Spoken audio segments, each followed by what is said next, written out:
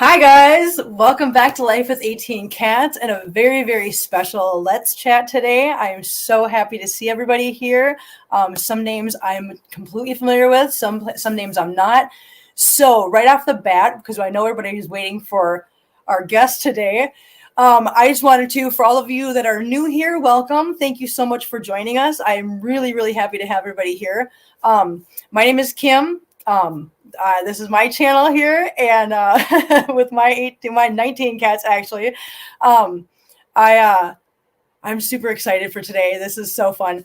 I just want to thank everybody so much for all your support and all your love and everything you guys have been here for.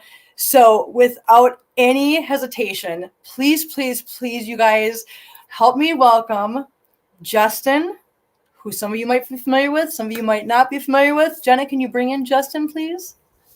Hi, Justin. Hey, how you doing? Hi. Everybody, please say hi to Justin. Now, I know you said this in your live stream, and I wanted to just make sure that I got it right. The J in your last name is actually pronounced like a Y. Is that correct? It is, but I just go by Justin Jenny because it's the alliteration.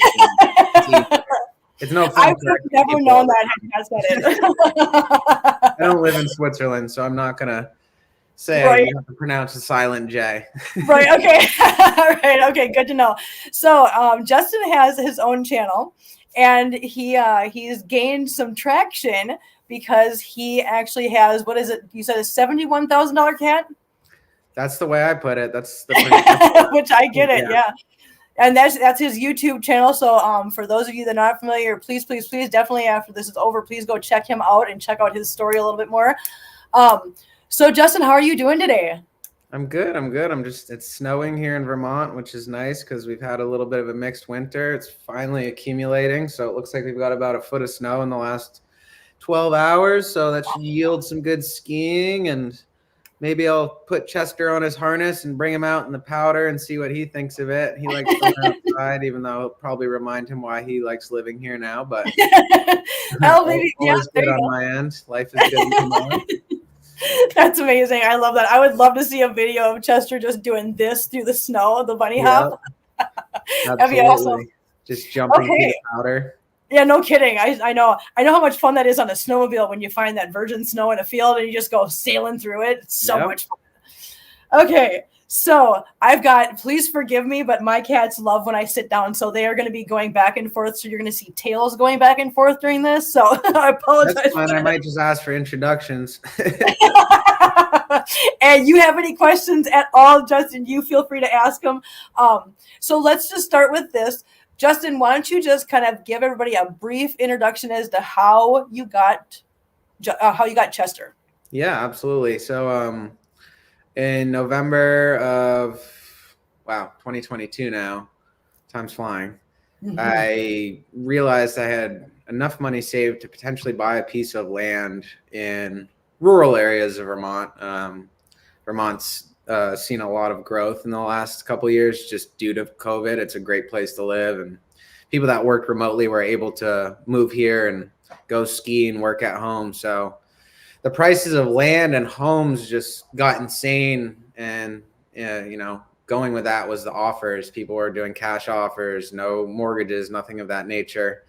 I'm 33 years old. I grew up in Vermont. I spent 5 to 6 years living in California and then moved back, but it was somewhat discouraging as a Vermonter, a native raised Vermonter, to not be able to buy myself a house or a condo in the state that I grew up in, and I feel like I'm a good representation and ambassador for. So I kind of went back to the drawing board and started to look for land, because I figured if I can't buy a house, and the only houses I could afford were all built in the late 1800s, and then that just becomes a wormhole of renovations, mold remediation. Just, I didn't want to buy a house and put $150,000 into fixing it up. So my brother sent me a piece of property in the Northeast Kingdom, which is 3 counties in northern Vermont. I don't know all of them off the top of my head. It's, I think, Orleans, Caledonia, and one other one. I should know that as a Vermonter, but if you really care, you can look it up. Yep. And it's a super remote part of Vermont. It's not far from the Canadian border, but it's a very free and beautiful area. There's just a lot of beautiful rivers and swimming holes and mountains and farmland, and it's just pretty salt of the earth area. And I've always had kind of a connection to it because I like to go up there and camp and ride my dirt bikes and just explore. So I originally found a piece of land that I realized I had enough money saved to actually make a full cash offer on and buy outright. And I did that, and I immediately got outbid, and I was like, oh, you're so good. And then it was honestly the best thing that could have happened because I found another piece of land that had sat on the market for about 3 months, largely because there's no access to utilities. Like there are no power poles going up this road. So everything is 100% off grid. Like if I want to build and have electricity, I'm going to have to do solar, wind turbines, or hydro energy. But that's not a deterrent for me. I find myself drawn towards sustainability to some degree. I think we all live in a very fragile society and take everything we have for granted. I can go out and get tacos for lunch if I want, or Italian food, or burgers. It's like Grubhub. Such a accommodating society, and I want to build a life for myself where I can provide food for myself and I have power and electricity and water and things of that nature. So those elements of the property weren't a deterrent for me. The big thing was that a man had lived there until he was 83, and he died in the nearby hospital. Thankfully, he didn't die on the land. But he left behind 2 abandoned trailers, a collapsed pole barn, and a lifetime of junk and treasures. But yeah, it was just like, oh my gosh, there's so much stuff here. And I've always explored abandoned places. It's kind of been a big passion of mine. It's fun. I'm a photographer along with a videographer. I like exploring abandoned places because you don't know what's around the next corner. It's kind of like any activity where you just lose track of your daily struggles, problems, whatever's consuming you, and you're just in the moment. And I was like, wow, this is a great opportunity to not only get a beautiful piece of land, but it also has 2 abandoned trailers that were filled with mostly junk, but I've salvaged some very cool antiques, some wood stoves, many things that will be implemented in my future home and cabins I want to build on this land. The first day I went up there to look at the land, there was this chubby, orangish cat sitting on an abandoned couch out in the snow. I'm like, oh, that must be the current landowner. And I've always had kind of an affinity for creating names for animals and pets or whatever, trails, places. Yep. And so I don't know, it just came to me on the spot, and I said, well, that's Chester. He's the landowner now. And he was cool. He was just sitting on this couch, just kind of examining what I was doing. Why was I there? Why was I poking around all this stuff? I'm sure he had seen my neighbors over there in the past and stuff of that nature, people that went there to hunt, but he's like, what is this guy doing? And I didn't really think too much of it. I mean, at the time, my girlfriend had cats, but I wasn't like, oh my God, there's a cat, I need to rescue it. It was just like, I was so focused on purchasing a piece of land. It was just like a little added bonus, like, oh, cool, there's a cat here. Maybe I'll have some cats, or who knows what could happen. And so I spent about 3 months going back and forth with the deceased owner, Richard, his sister, just making offers. I started at $50,000 and she was not budging. And it was very frustrating because she lived states away, and, I don't think had a really an understanding of how much trash and cleanup that was there. Like on the appraisal, they had one of the trailers under their appraisal. And I'm like, this thing is not livable. I don't know how the tax value of this property. So I went back and forth with her. I ended up writing her a letter, like explaining how I felt I was the perfect candidate for this land, blah, blah, blah. And that didn't put her over the edge. And ultimately, as they say in America, money talks and bullshit walks. So yep. I went up to a $71,000 offer, which pretty much left me with about $4,000 in my savings account. But I felt in my heart that this was the move I needed to make. And it worked out, and they accepted the offer, and I closed on the land. And I decided, when I went up there for the first day, even though and I wouldn't advise doing this, but before I actually had the offer, like closed. Like it had been accepted, but I hadn't closed the deal and done the legal paperwork. I was already going up there and burning debris and cleaning stuff up because I have OCD. I'm like, I see this giant project in front of me that's going to take months up to a year. And I was like, I want to get a start on this right now. So I went up there and I decided I would start documenting every day up there because I'm a videographer by trade. I have expensive cinema cameras. I've got boatloads of GoPros. I have a drone and I have the know-how. And I figured, you know, even regardless of posting it on YouTube or whatever it may be, it would just be really nice to have a backlog of footage to look back on someday. Maybe when I'm an old fart, if I'm lucky enough to live that long, you know, if I'm make it to 60 years old and see myself at 32 pursuing this dream while sitting in my beautiful home in that same spot, like that's a manifestation of mine. So I went up there and I started working and I brought my camera every day and I would it basically was just trash removal from the beginning and burning just, you know, soggy old wood and just trying to grasp how I was going to tackle this whole cleanup project. And in doing so, Chester kept appearing more and more.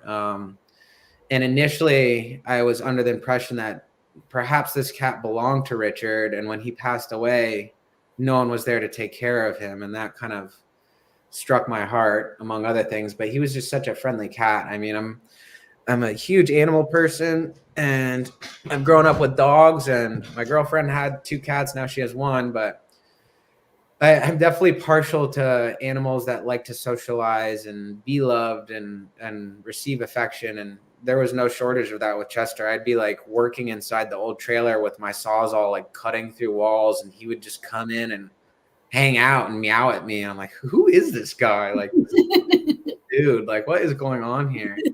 Follow me out of the trailer. I'd be carrying stuff, throwing it into the wood pile, and he just wanted to hang and be around me.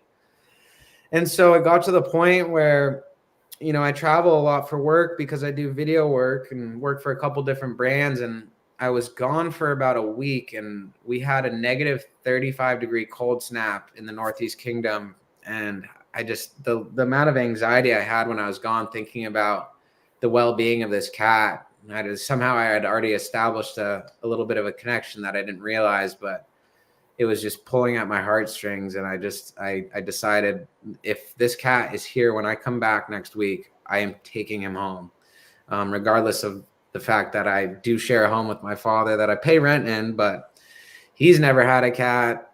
I've never had a cat, and we have a dog. So it was like, how is this all going to pan out? But I just said, screw it. And I loaded the little bugger into my truck after letting him spend the night in my trailer. Like, he would always be around, but I had a camp out with a couple of my best friends, and we managed, he let us pick him up. Like, he was so friendly. And I just put him in the trailer for the night. He settled in. We had the wood stove going, and you could tell it was like just the look on his eyes when he was resting. It was funny. I had this old suitcase with blankets in it, and he was hunkered down in it. And you could just tell he was at peace. You know, I can only imagine if this cat had ever had a peaceful, like, place to sleep and feel like it didn't have to be wary of predators and other animals on the land. So that was like very touching.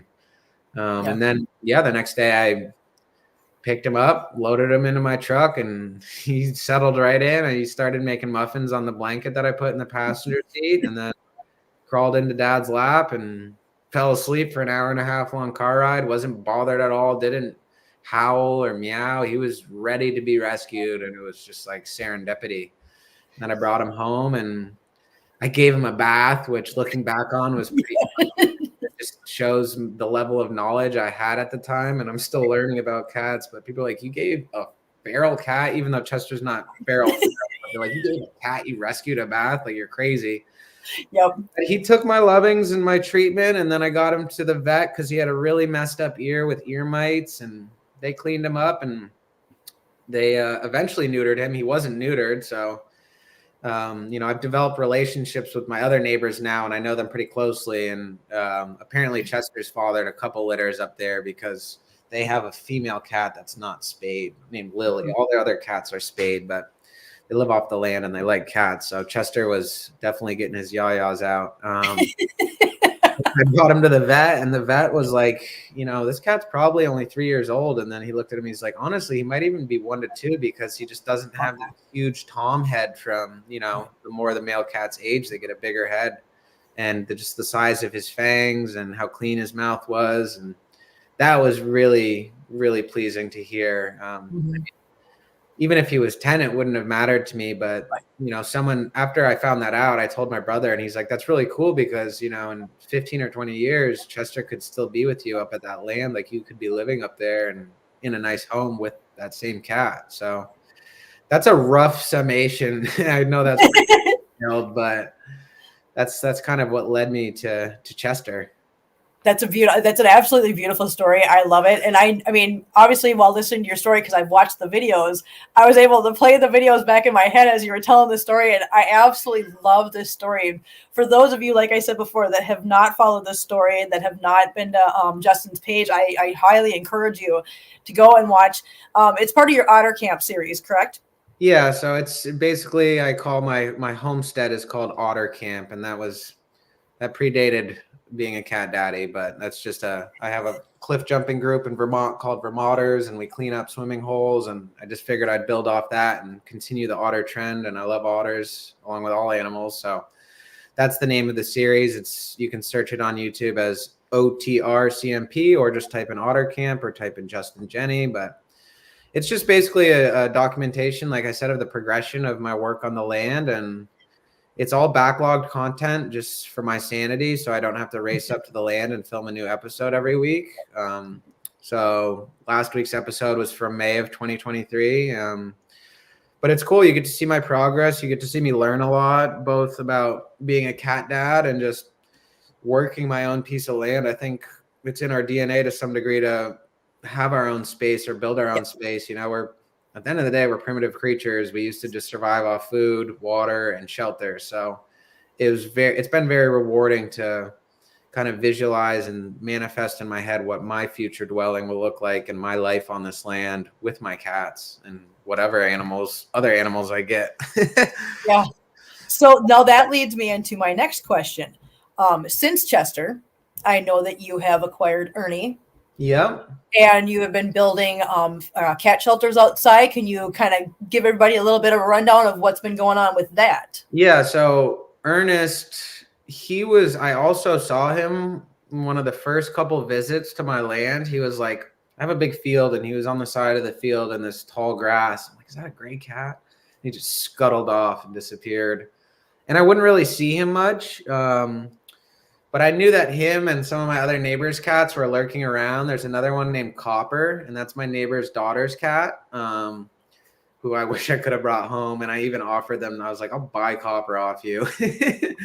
But that's their cat. It's their daughter's cat. But Copper actually came around to the trailer first. I think what I realized is the trailer that I didn't demolish, that I used to sleep in, that has a wood stove and whatnot, all the cats have like a little party zone underneath. I don't know if that's where they survived in the winter, if they didn't have shelter, but they all seem to convene under there.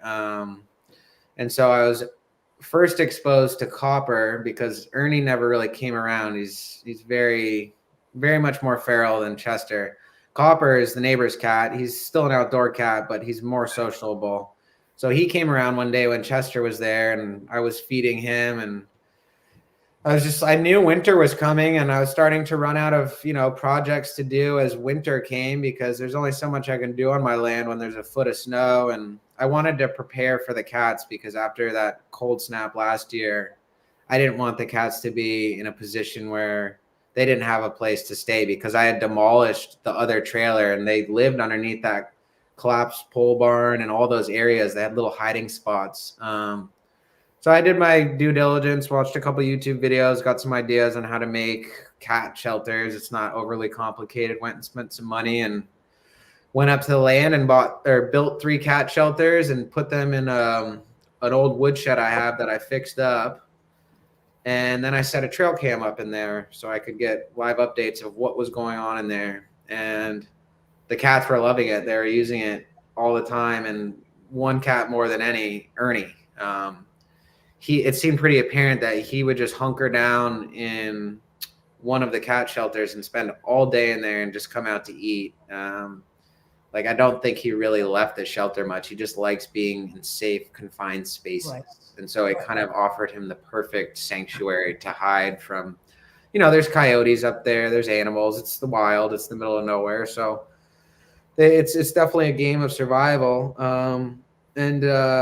Then he came around. He came out from under the trailer one day, like unexpectedly. It was probably only 3 weeks ago, honestly. Like, this has all happened so quick. Just like Chester. I'm like, oh my God, a whirlwind of cat activity. But I went skiing, and then I went to my land and showed up to just get a little bit of work done and refill the feeders and check on everything. And this little gray cat just was sitting on my stoop of my trailer. And I'm like, oh, there he is again. Like, I was calling.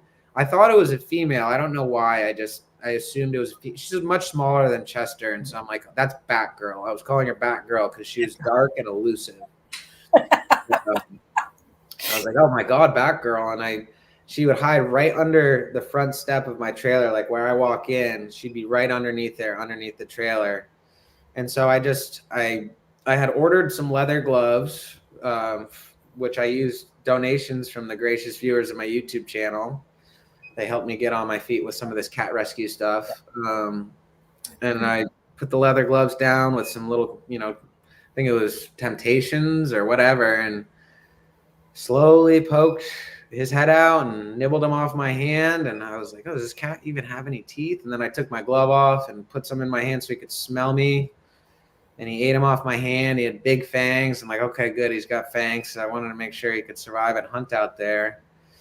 And he was very skittish, but he let me touch him, which I was surprised by. And then I went as far as to pick him up, which is probably a bold move on my part. But I think that's kind of my whole approach with cats is like, I feel like I have a very positive energy, and I think animals can sense energy from humans. And I picked him up. He was definitely not used to being held, and he just like gripped onto my hoodie, and you could tell like after a couple seconds he squirmed away, and I let him out, dropped him down. And like after that interaction, just making that connection, and also the fact that he has like a very beat up ear. I didn't know if it was from frostbite, like it's all crinkled and hardened from scar tissue. And I was like, I need to help this cat. Maybe that's just my way of justifying bringing another cat home in my head, but at the very least that the cat deserved a welfare checkup and to bring it to a vet just to make sure it was all right. And for me, the biggest thing was the neuter. I just wanted to make sure it was neutered because between 2 to 3 of my neighbors, there's a good deal of cats running around. And as much as I love, cats, I don't want to have hundreds of cats. So I'm trying to be responsible and do my part to trap, neuter, and release. Right. So yeah, I brought, I spent that day with Ernie, and then I had to go home, and it wasn't realistic for me to get him. Like, it would have been nice to pick him up and just put him in my car, but he probably would have clawed the whole inside of my car up. And I was just happy to kind of touch base with him and make that connection. And then after that, it was like, as soon as I went home, it was like, how am I going to save this cat? How am I going to trap this cat? How am I going to get this cat home? So I kept watching the trail cameras just to make sure he was all right. And he would show up every day eating out of the feeders or sleeping in the cat shelters. And then I went back up the day after Christmas, the 26th. So like 2 weeks ago. And I brought my trap and all my stuff. And I brought Chester, which was nice. And I think Chester was the secret sauce for this whole rescue because he was chilling with me outside, and he just kind of set the grounds for the comfort level, I think, for Ernest. I think Ernie saw Chester's trust in me and just like how cool we were.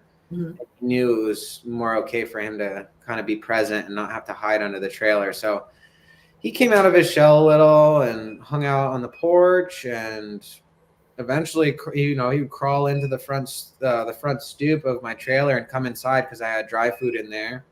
And I made a nice wood fire in my wood stove and got the heat cranking in there, so it felt nice and cozy. But he would creep back out. So I wanted to just close the door and not have to trap him, but it wasn't going to be that easy. So I set the trap up outside, and this was actually the second time I did it. I had gone a week prior and tried to trap him, but I had no luck. I just used like Fancy Feast. and just the trap on the ground with a blanket over it. And after I kind of expressed that to my YouTube channel, because I'd like to do like updates pretty often, at least every other day, I got a couple good tips. I forget the viewer who said it, but they said cut a piece of cardboard that fits inside the trap so that they don't feel themselves stepping on the wire cage, and use tuna. So I implemented both of those pieces of advice, and within like 10 minutes of setting up that trap, he was in there. Ernie was in there, and it was good because I was right inside the trailer. So as soon as he was trapped, I could hear his distress, because I can only imagine how traumatizing that is. Yeah. I got him in the trailer, covered it with blankets, and just let him cool off. Yep. Meanwhile, Chester's in there like circling the cage, trying to figure what's going on. I'm like, dude, chill. Give me You're making it worse, man. Calm down. Yeah, I let him out of the cage inside the trailer because I was spending the night, and I'm like, I don't want to leave this cat in a trap for another 16 hours. Right. And I let him out, and he went to the opposite end of the trailer, didn't want anything to do with us or the warm stove, climbed up on top of my wood pile because I have a ton of firewood stacked in one of the rooms. And that's where he spent all night. And it was funny. Like, I didn't know where he was, but I knew he was in there. And I was in the middle of the night. I had to keep the wood stove going to stay warm. And I'm like naked in this trailer walking into the back. And I go to grab wood, and he's just up on the top of the wood pile, like looking at me like, and he wasn't hissing or anything. He was just putting his teeth out and showing his face, and his eyes were all illuminated.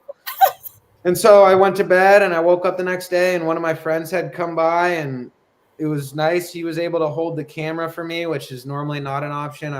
Everything I'm filming for my YouTube channel, I'm lugging around a pretty heavy tripod because I'm using a pretty heavy camera that's expensive. So it's a lot of work for me to document all this. But he was there, and he was able to hold the camera while I tried to wrangle Ernie into a cat carrier, because I wanted to get him in a cat carrier as opposed to putting him back in the cage and trying to retrap him. Right. I'm not looking forward to releasing that footage because it's traumatic for me to watch. And it wasn't like anything bad. I had to grab him and put him in there, and it's definitely stressful for the cat, and that was a learning experience for me, but it was easy. It took a matter of a minute, and I got him inside the carrier, got him in the back of my truck inside a cardboard box. So it was, a little more sheltered, and put some blankets around it. And I brought him home. And then I was like, oh, great. I'm going to have to hide another cat from my dad and figure out how we're going to do this.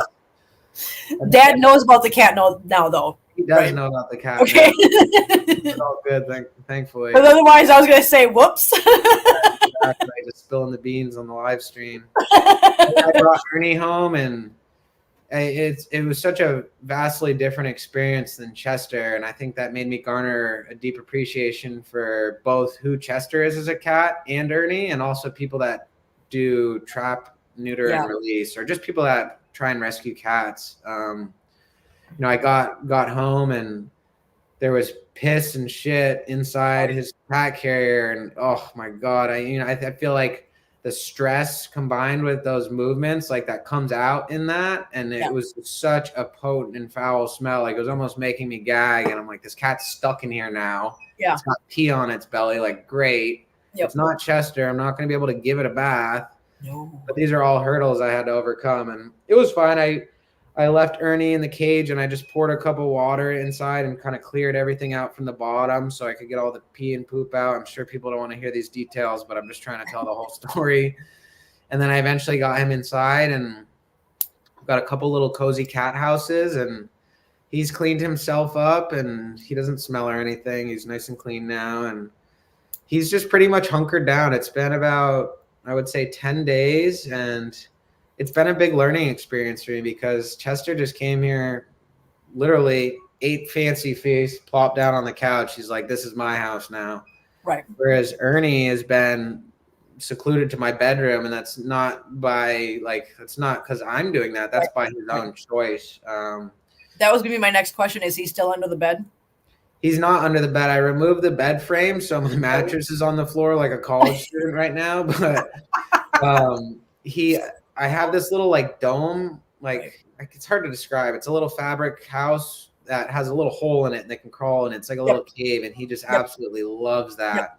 And it's funny, he blends right in with the color of it, so it's hard to even tell he's in there. He's so camouflaged with it. Right. But he's been in there, and I've been making strides with him. I think I've had a couple setbacks because I've been getting so much mixed information online, and sometimes, like, unfortunately, I'm a little too receptive to people's feedback at times.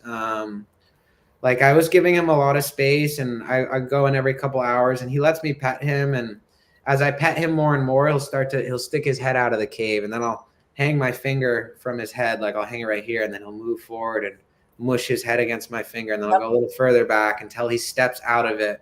Right. And the next thing I know, I'm petting his back and his belly, and he's pushing against my chest and like laying against me. And so I've definitely made great strides in that regard. 2 days ago, I feel like it was a step backwards, but I got rid of his little cave house, and just to see what he would do if he had nowhere to burrow or hide. And he started trying to burrow under my heavy mattress, which was funny. And then I couldn't do that, and he just kind of settled down, and Chester was in there, and they're both just settled and just chilling.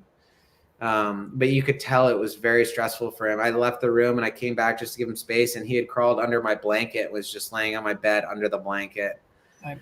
So that was kind of unfortunate. I think that stressed him out, but like I said, I'm learning, and I don't think it was the worst thing that's ever happened to him. I put his bed back, and he's back in his bed, and last night we were cuddling, and he'll eat treats out of my hand. I think for me, it's going to be a great learning lesson for me in regards to just being patient.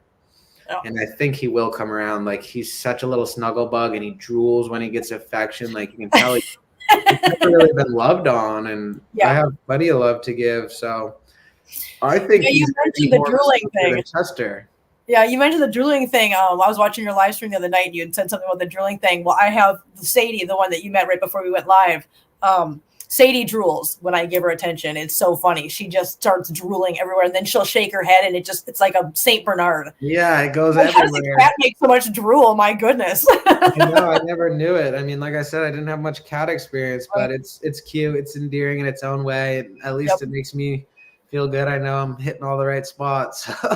Right.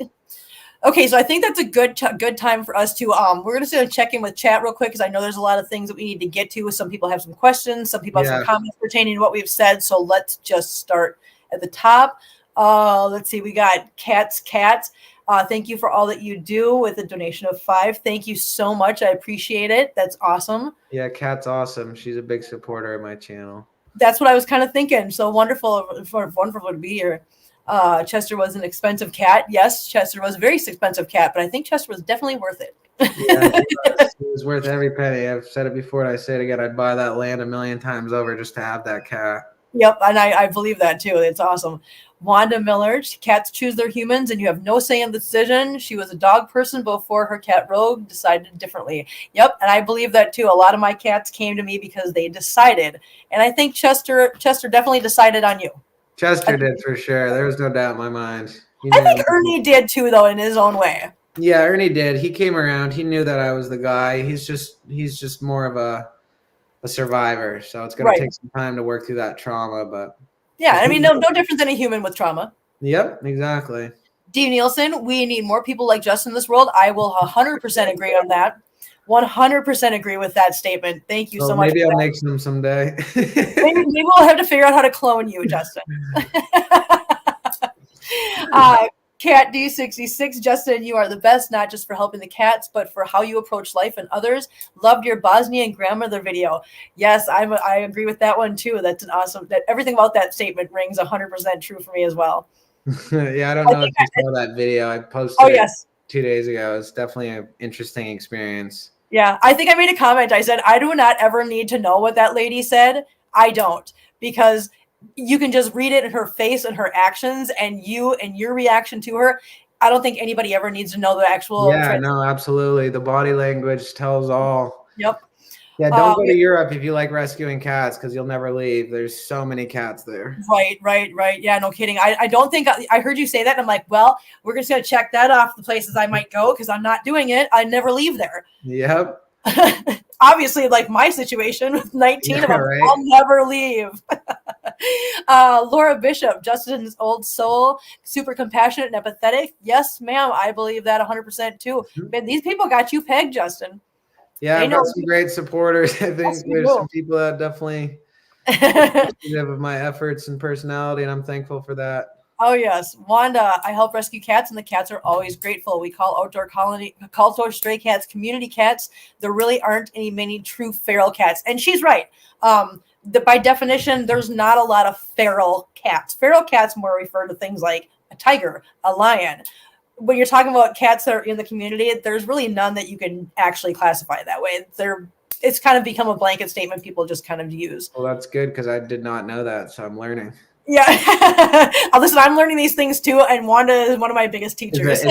Is the stray cat a more appropriate term? Community cats, yeah, stray cat, basically, cat. yeah.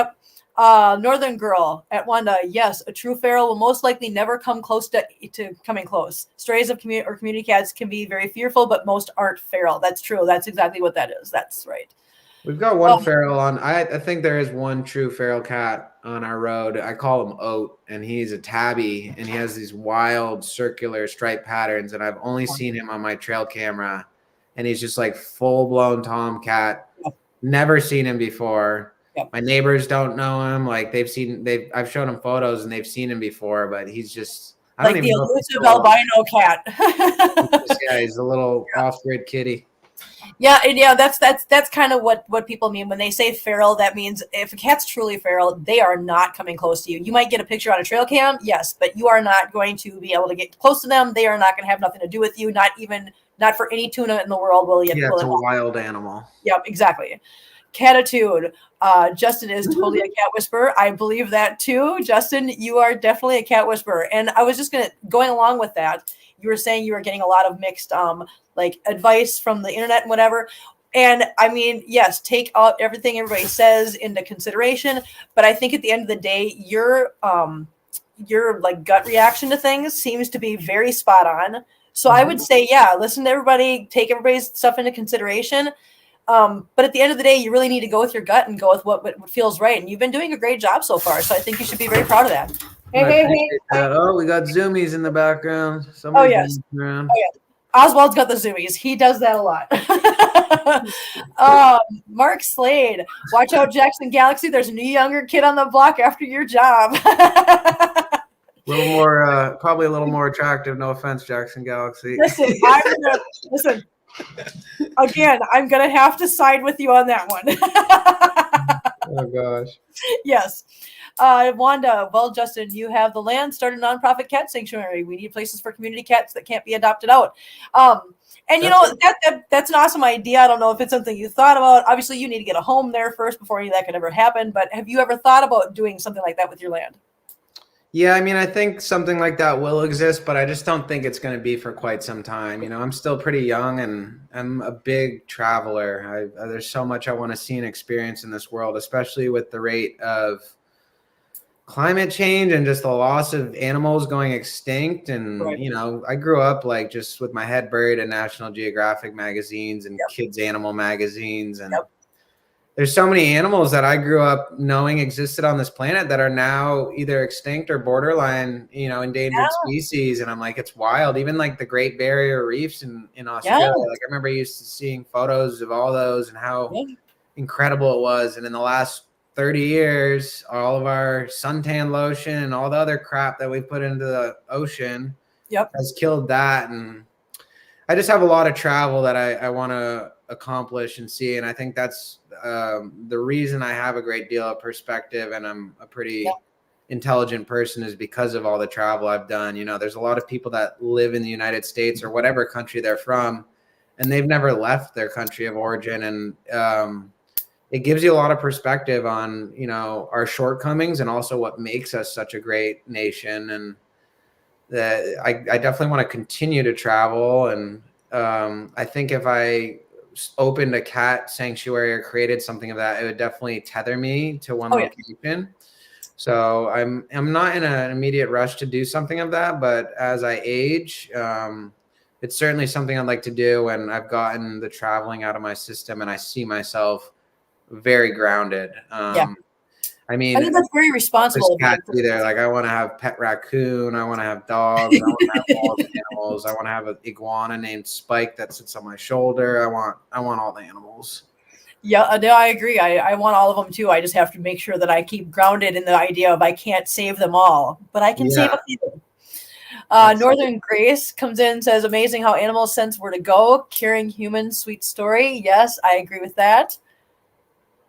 What do we got next here? We got Laura Bishop. Chester needed a buddy. I think you're right. I think Chester needed a buddy. Chester yeah. needed a buddy. He Somebody does. to show the ropes to.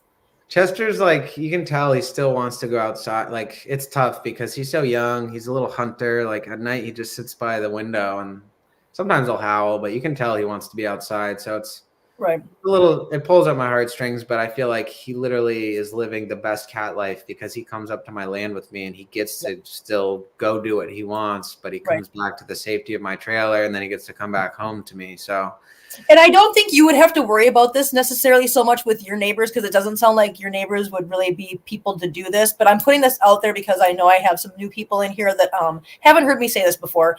But for those that let their cats go out and be mousers, I just would urge everybody to be a little bit careful with that, just because you never know what your neighbors might be doing. And if they're putting decon out for the mice that come into their house, and then that mouse ends up in your house or near your house, and your cat kills that mouse, your cat now ingests that decon. So just please, everybody, be careful about letting your cats go out and do the mousing things if you're not familiar with your neighbors. That's just put it out there. It's not something that's going to happen all the time. Piece of advice. That's very smart. And that's also another thing. People are like, why don't you let them out here? Well, where I live full time, it's suburbia, you know, it's like Legoland. There's houses everywhere. There are outdoor cats here. I've seen them. Chester's seen them. Yep. And I've seen them walk across the road. And I'm like, I'm just not going to take the risk of.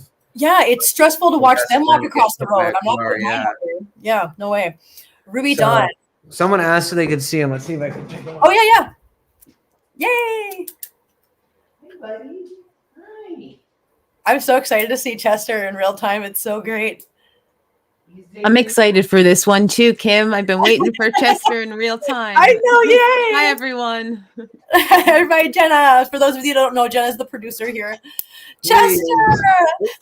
There he is. A little skittish, didn't There's our little boy. Yeah, I just picked him up from napping, so he's probably not the most happy. I'm sure he's so cute, Justin. Look at him go. Well, I'm glad he made a cameo appearance at least. I don't know. Now that I've woken him up, he might think I'm going to feed him, so he might just hop back on my lap. And then he'll Chester, come here. Come here. Playing with pens. I try and write stuff down, and he's just. Oh, yeah. No, I know. That's every one of them, I think. He sits on my laptop when I'm trying to work. It's so funny. Jenna knows a little bit about that. Yeah. Yeah. About the cat sitting on your laptop when you're trying to work? Oh, my goodness. Yeah, I'm surprised I don't have one yet. Always. Yep.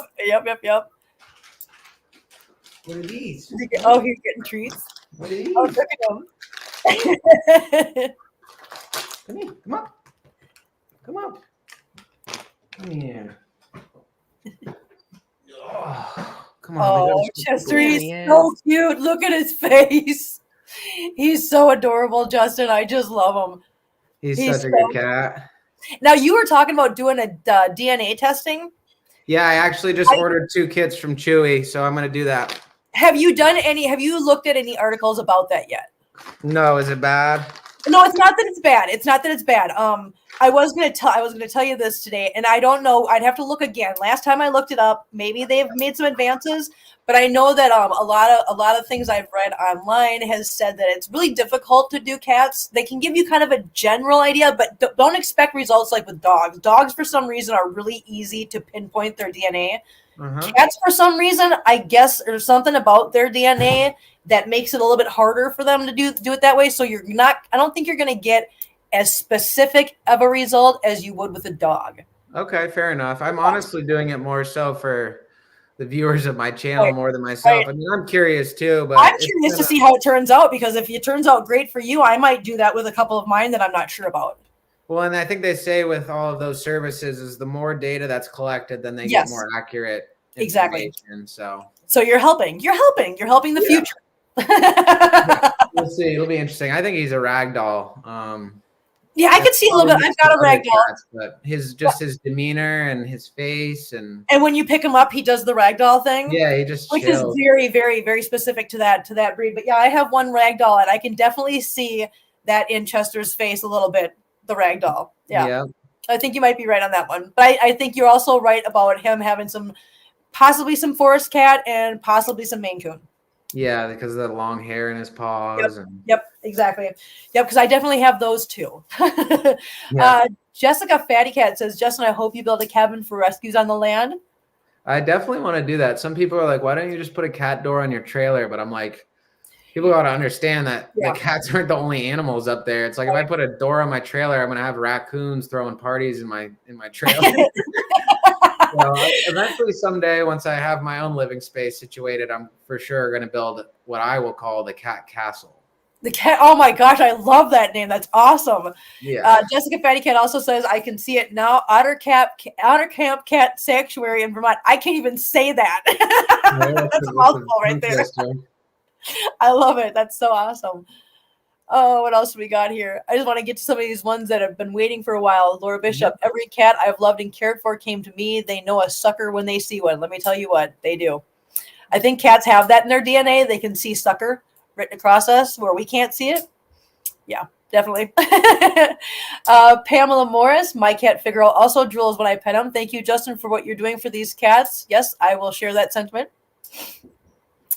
What else do we got here? We got Mark Slade. Where are Chester and Ernie at the moment? Okay, well, yeah, we just saw them, so we think we just answered that for you, Mark. Hopefully you got to see. Yeah, Ernie's in his he's in his little shelter in my room. I'd love to bring my laptop in there and show you guys, but when I go into that part of my house, I lose service. I noticed that, yeah. Yep, that's difficult. I'm gonna try and include him on the next live, but it's difficult. But he's gonna come out of his shell.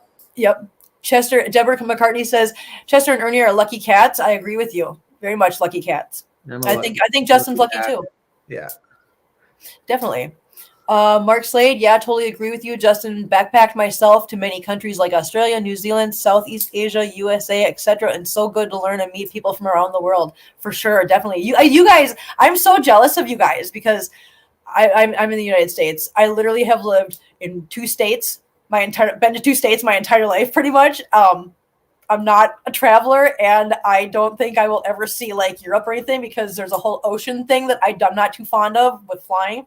Oh, dude, you got to overcome your fears. If the kitties can do it, you can. You find someone to watch your cats for a week and book a trip. You can go visit. Justin, do you want to come watch my cats for a week? I don't know if I can, but I know there's somebody who might. I don't know. We can find someone on the internet. It's worth it. You got to go to Europe or at least somewhere. I'm terrified of the plane of the flight. That's what I'm terrified of. It's all right. Just you find something to take care of it. Just I don't know. Drink some fall asleep or take some sleeping pills or melatonin. Somebody would have to knock me out cold and just shove me onto the flight, and then. Are you just terrified of flying? I'm not so much because I will do short trips. I just did my first solo flight, like going somewhere by myself, but it was only an hour flight. But that was, takeoff is what scares me about that. And then going across an entire ocean, I don't know, man. I don't know if I can, I don't know. Look, I'm stuttering I just about it. I get you. It's definitely, it's a wild thing to grasp, but it's going to sound cliche, but driving in your car every day, you're at a higher risk of something bad happening than taking that flight. Yes, but I stand a chance of surviving a car crash.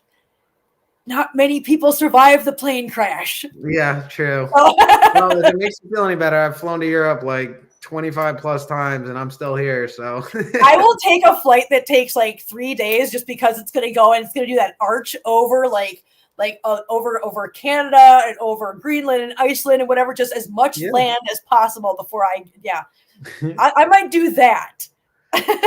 Well, you'll be rewarded if you do. I'm sure you would be thankful you did. It's pretty incredible. There's so many different cultures in Europe and so many different. I want to go to Italy. Italy is incrable. That's where my family's from. There. Yeah. So it'll change you. You'll also gain a couple pounds when you're there because the food is so damn good. Well, I grew up with an Italian grandmother. She was actually the first one born here in our family. So yes, I know how that goes, and that's crazy. Yeah. Wanda, if you look up Raleigh Reacts, she talks about DNA tests for animals, and apparently they're not very accurate. Yeah, that's what I was saying. And I don't, but like Justin said, though, Wanda, they have to have the info to start with in order to make them better. So the more people do it, the more info they have, and the better they can make the test later on. So if nothing else, you can rest assured that you help science. Maybe that's why they were discounted on Chewy, because they were like $150 marked down to like $90. They're still expensive. I was pretty surprised by how expensive it was. But that's why I'm going to wait for yours to come back before I go and invest in it for mine, because I've got a lot more. Yeah. That's a small fortune. Northern Grace, ragdolls are so sweet. They're big paws and extra toes, they call it.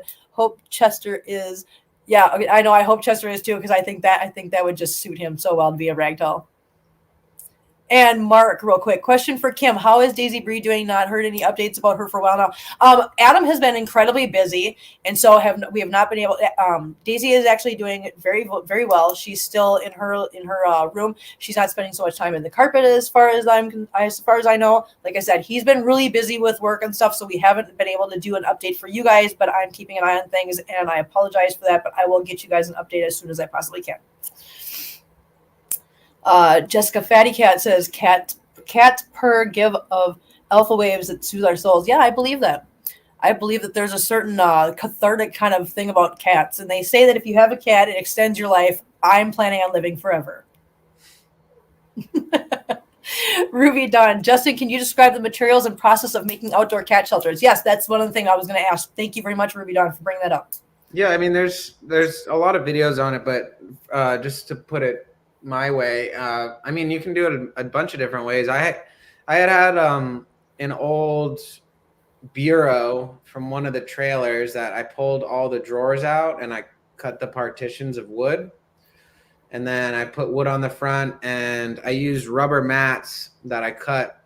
This sounds so confusing, but basically a rubber mat that you would use like in your walk-in in your house. I bought one of those, and I would cut chunks off it to make little garage doors. Mm-hmm. You can cut flaps in it because it's rubber, so you have little flaps so they can go in. And then I drilled that like going into a cooler. Yep. Okay. And I used the bureau for one of them, and that was the one that Ernest lived in. And basically, I had a bunch of leftover foam insulation, like that you use for building. Yep. Like it's the foam board. It's not like actual fiberglass insulation. And so I insulated the bureau with that, and then did wood and a layer of straw. It has to be straw, not hay, because hay retains water. Yep.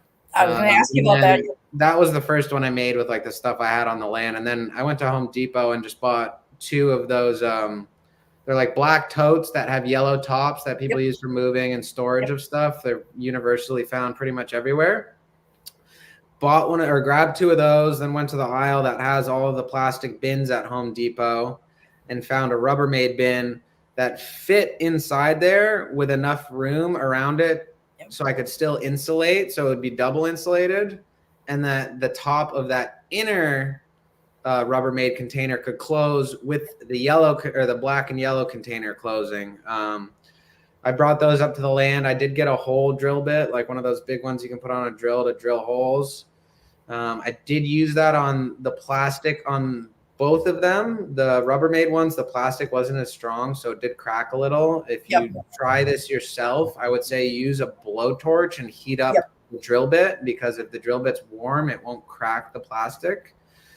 And yeah, I just drilled a hole in each one of the Rubbermaid containers, or the exterior tote container and the interior Rubbermaid container. Put the Rubbermaid container inside, and then I used more of that insulation board and straw and put that in between the tote wall and the Rubbermaid's wall. So it's like there's a plastic container, insulation, another plastic container, and then you fill that inner Rubbermaid with a ton of straw. I filled it, I'm like not an insane amount, but I filled it enough so it was packs down pretty condensed.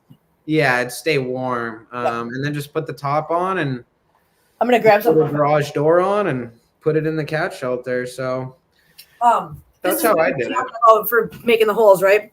Yep, exactly. Yep. So for anybody that doesn't know, these are attachments for your drill. You can use these to drill a hole into something. They come in different sizes. So yeah, that's what he's talking about. If anybody's curious as to how to make the holes in things. Yeah, and you can go on my channel on the shorts section on my YouTube. If you go down, there's a video that shows how I made them. It says making cat shelters for the strays on my land. So awesome. So awesome. That's I think you're doing a great job. Like I said, I think you should just go with your gut because you're doing a great job. You really are. You really are. I think we're making progress and everything's been pretty positive. So I'm happy. Yeah. Jerry Nicholson says, I use 18-gallon totes, foam insulation, seating 7-volt mats, and throw rugs. I have 9 of those plugged into a waterproof strip plug in my garage. That's not a bad idea. Make them all heated. Yeah. Yeah, those seed mats for starting plants. I actually have some of those. The only problem is, like I said, I have 0 utilities on my land. People have this, that, and the other thing are heated water bowls, and I'm like, well, as much as I'd like to do that, I don't have any infrastructure. Right. I don't know where I'm gonna plug it in at. Laura Bishop says Justin has also microchipped Chester, best cat dad. Yes. So you did. So you got Chester microchip. What about, is Ernie been microchipped yet? Ernie hasn't. Ernie just went in for his initial appointment and had his blood drawn. He had his ears cleaned. He got Revolution treatment for like ticks and ear mites and any potential stuff like that. And yeah, they said he has like a slight respiratory problem, but that's probably just from living in the wild. I'm sure it'll clear up. Yeah, probably. But he seems healthy. I mean, he's a good little cat. He's definitely a smaller cat physically than Chester, but that's just genetics, I believe. Yeah. Like, he's just a little cat, but it's kind of nice. He's a little bundle. And it might have something to do with why he liked to hunker down a lot, because he is smaller. Yep. So, yeah. Jerry Nicholson also says, get Chester a giant hamster wheel. Mine adore theirs and running it constantly. Yeah, you've seen those, right? The big cat wheels? I have. Those are phenomenal. I don't know if I could. Well, no, my cats would probably use it, but they'd probably fight over it. Yeah, right. I was going to say, at least one of your cats would use it. Yeah. I'm starting to run out of real estate to put cat stuff. I've got cat tree, cat tent, beanbag, all kinds of stuff. Oh, yeah. No, I hear you on that one. I mean, I'm trying to find, I'm like building upwards now. So I've got the racetrack around the entire top of both my rooms. I've got the skyway going between the two rooms so that they never have to touch the ground if they don't want to. Oh, yeah. Definitely we've been working hard. Stuff like that when I build a house on the land. I'm excited to see what you end up building because I think it's gonna be phenomenal. I can't wait for that tour. Yeah, it's gonna be very cool. It's gonna be a long process, but I'm sure there'll be a lot of learning, and people will probably get to learn a lot from my mistakes and errors and successes. So I'm looking forward to just learning how to do some things from you because I mean I know how to do some things. I mean, yeah, I've got my own tools. In fact, I've got an entire closet. That mirror back there is a closet, and it's nothing but tools. I have my stuff, and I know how to do some things, but I'm excited to watch you so I can learn a few more things. Yeah, absolutely. All right. Absolutely. So let's see. So now all the other, are you planning on, I shouldn't say are you planning on because people don't really plan on this. Are you inclined to take in any more cats along the way should the opportunity come up? In the future, but right now it's just I don't think it would be I think it would be overstepping my bounds with my living situation. Like having 2 cats is one thing. I bring a third one because like I said, I travel for work. So when I leave, sometimes it's for a week for a shoot. It's my dad's responsibility to feed them. Granted, feeding a cat is not overly complex, and I don't ask him to do the litter boxes. Like I take care of all that, but I just want to be respectful of his wishes and not overstep my boundaries. I mean, I do pay rent here, but at the end of the day, he owns this house. So I think Chester and Ernie is the capacity for my little nightclub right now. But when I build my house on the land, it's going to be all the cats. I mean, I'm going to build a big porch off the front of the house and have a view of that field. And I'm just going to hope that all the cats just come and hang out and the raccoons. Okay, and Ruby Dawn says, and this is something I hadn't thought of before, but I'm glad she brought it up. Do be careful with those cat wheels. Tail injuries are often a death sentence and happen often with the exercise wheels, which, you know what, I didn't even think about that, but that's a very good point. See, that's something I didn't even know, like tail injuries. That's all new to me. So tail injuries, like if they break their tail or something, that's one thing. But if it gets caught and they try to run and they pull, their tail is very much like a bee stinger. it's attached to a lot of things inside their body and can cause such serious damage. So yeah. I'm trying to get back to the start here. Things okay. Thank you, Deborah McCartney. Thank you, Kim, for introducing Justin to us. Very interesting and informative. I'm so glad you enjoyed it. I figured anybody that hadn't met him yet would absolutely fall in love with him the minute they did, and I was right. Wanda Miller, YouTube has some good tutorials for outdoor cat shelters. You can also make temporary shelters from cardboard boxes and cover with heavy plastic. Yes, you can. So if you're in a pinch, if you're in a bind, you can definitely do that. Just be careful of making sure the cardboard is definitely covered from the elements so you're not molding. Jerry Nicholson, my entire house is cat modified basically because we have the entire world to explore. However, my house is their entire world, so I make it as cat happy as possible. I love to hear that. That's awesome.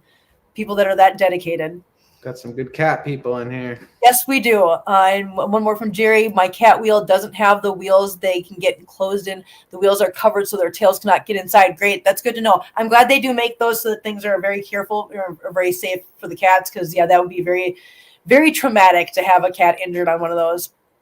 So, yeah. All right. Well, hi, Tater Tot. Hi, Taters. For those of you that don't know, I've never met my cats. This one is Tater Tot. She's been in my lap pretty much the whole time. She just ran off for a second, came right back, but she's a little torty. She'd fall under the exception for me. I'd take a third cat if it was her. Tater Tot, would you? Her nickname is Tater Tot. Yeah. She's the one that plays fetch, right, Kim? Yes, she plays fetch.